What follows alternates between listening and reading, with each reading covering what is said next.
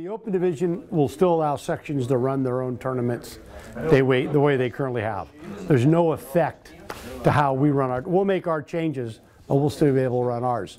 But what this does is it takes these schools that by a section decision, they're in division, obviously one is our highest and in theory our strongest, but not always true, but takes your schools that are in 2, 3, and 4 in your section, and you have some that are very good teams, and for whatever reason you can't move up. We're going to be able to look at those teams that are year in, year out.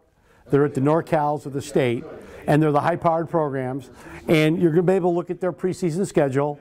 They go to San Diego, they go to Las Vegas, they go to Arizona, they go all over the country and play in these tournaments. Those are schools that we look as high-powered basketball programs that if they continue and are successful, they need to compete against the best of the best. And what it does is it's going to open up some doors for some very, very good basketball teams that maybe don't travel that far or have that kind of exposure, and let them compete for a section or a division championship. So you're going to get a couple things. The public is going to see the best of the best. Let them compete against each other, and then in the other divisions, you're going to have very, very good teams that deserve their chance to win a state championship in a respective division. You could use St. Mary's as an example. You could use Salesian boys from North Coast as an example. You know, those teams are very good, and I think they need to be competing against the best of the best, especially in the southern half of the state. So we have to move those people, let them compete against each other, and it will open the door for the very good basketball team. There was also the Del Oro girls team a couple years ago that fell victim to this, and we've had other schools as well. And I think communities will embrace this. New schools will get into our state championship, and hopefully our attendance and the excitement will come back, because I think we've lost a little of that luster the last couple of years.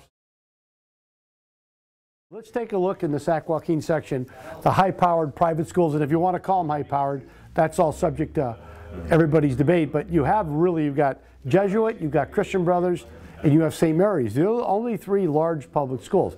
You go down and you got Modesto Christian and Central Catholic. Our lower divisions, you have a lot of Division 5, Division 6 locally. You got Jim Elliott, you got Stockton Christian Academy, hasn't been a big player in that. But those people haven't been a big player. But for us to say we're going to split them, we have private schools in there that have nowhere to compete.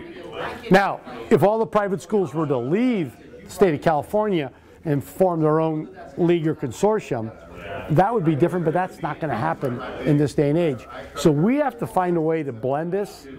And what people need to understand, this open division, it's going to include public schools too. Right. You're going to see a Sheldon. You're not going to see the school that's good one year. But the schools that are good every year and they're continual there, I'm of the belief they need to challenge themselves, and they need to be challenged at the highest level in our playoff system. What we've now created is we've created an opportunity to let 2 teams decide it on the field. Will a 3rd team be upset they didn't get in? Maybe. But we think we'll be able to get it pretty much down to those 2 teams. And then I think the state office will pick a site, and we'll let those 2 teams play, and then the winner of that game will go on. It eliminates a lot of the issues that parents submit to us. So with the sit-out period, if you change schools, and the hardship criteria is very defined now.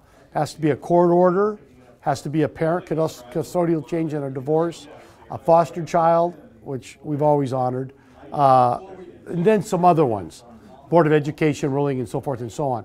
But if it's not that, your student will sit out approximately 30 to 35 days for each sport they played the previous year. So if they're a fall, winter, spring athlete, they'll be eligible October 1, and then December 31, and then April 1st.